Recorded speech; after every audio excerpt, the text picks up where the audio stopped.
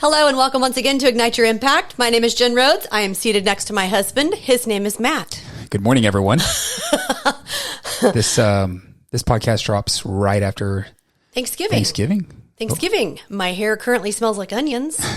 Doing a little Not cooking. happy about that. Yes, we've been cooking all day with our daughter. Lovely day, but hate the after effects of I just don't like it when my hair smells like onions. Making me cough.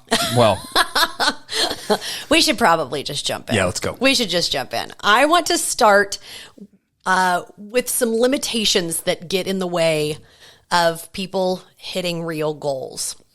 We are getting towards the end of the year. We are going to start that conversation that we already start at, Q4, right? Looking into Q1. And we're going to start hitting you between the eyes here pretty soon. I want to talk about some limitations that get in the way of people hitting real, meaningful, life-changing goals. Time. You may be saying, yep, that's me. Guilty. Time. I can see this from a few sides. I remember what it was like to be running the kids to school and then practice and then picking one up from daycare and then another practice and then a school function, right? Then a tournament in one sport on the weekend only to have a second sport at the same time. Do you remember I called it high-fiving in the parking lot. Yeah, we would like coming and going, right? I can also see time from the business standpoint, trying to grow a business or a career. It does, in fact, take a lot of time. I am with you all on all of that. And I think right now, for a lot of our listeners, this is a legitimate thing getting in your way. And I'm going to call it a thing, not an excuse.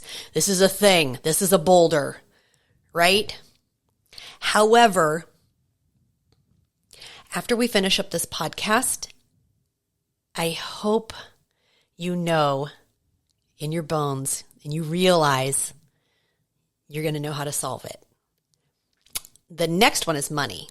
So time and money. I actually equate the two to the same thing. But money is the next one, right? This could go so many ways. Money to start a business dream that you have. Yes, it takes money.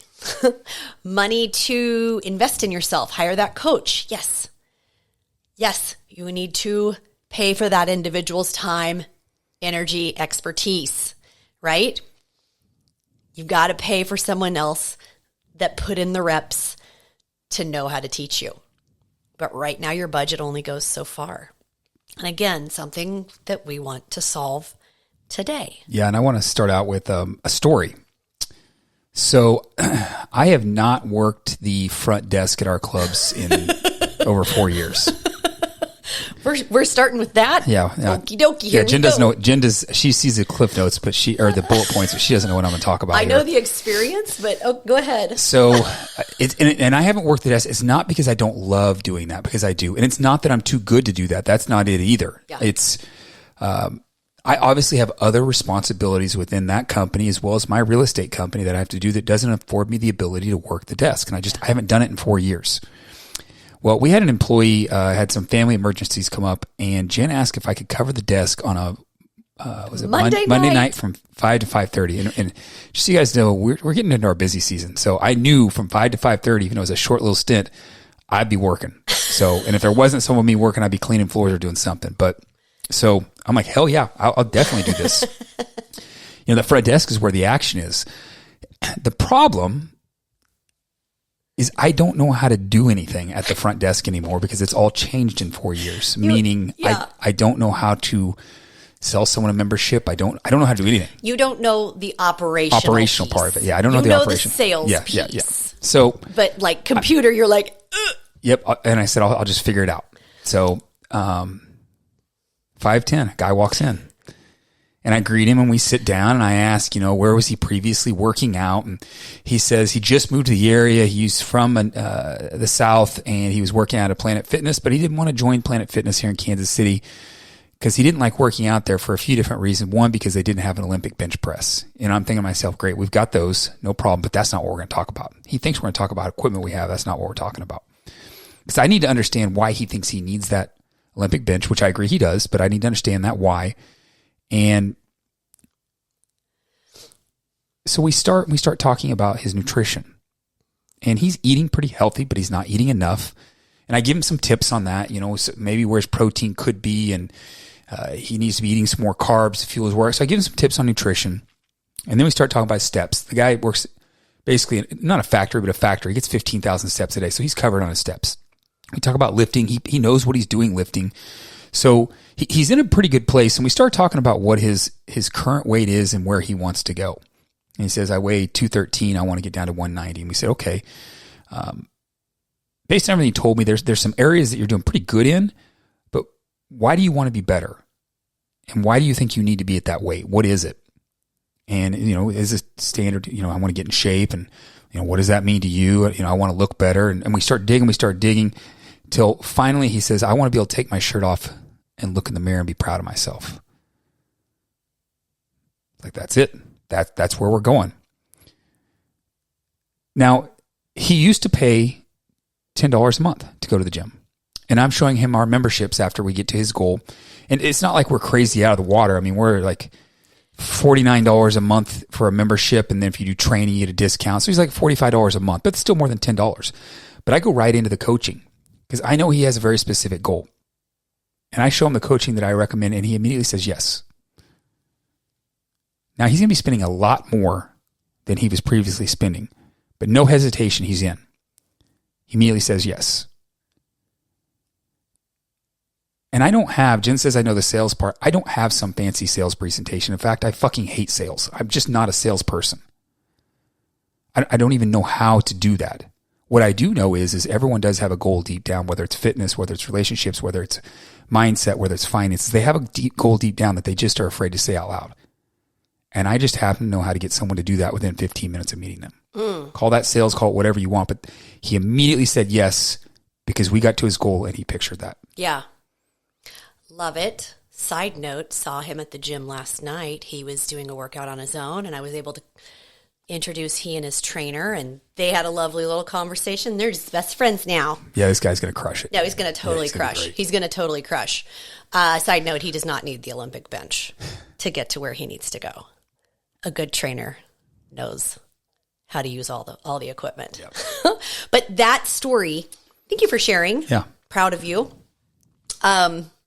Didn't mention how you stalled for 10 minutes until I showed back up to finish the Yeah, the funny part of that story, guys, is I was, Jen just kind of said it. I basically stalled after he said yes, and I don't know how, I just took another 5 to 10 minutes waiting for Jen to be able to come take over. No, you did great. You honestly did great, and you could have figured out the computer too. Yeah.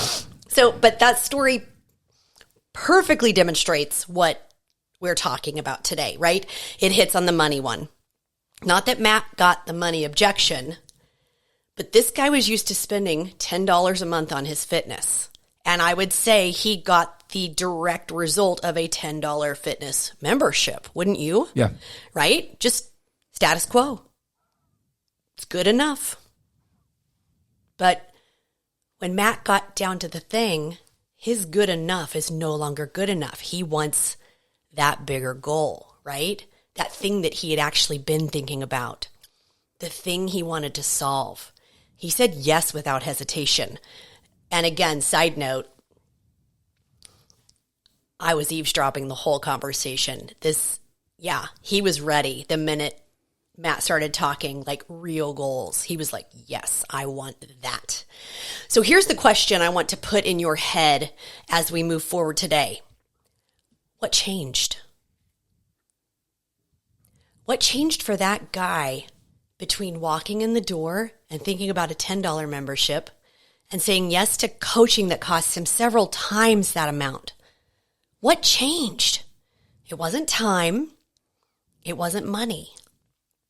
None of that shifted in the 15 minutes that he and Matt talked. What finally changed was his clarity. He finally heard himself say out loud the real reason he wanted to show up. the real reason he's driving 15 minutes out of his way. Not to get in shape, not to lift heavier, not to find a better bench.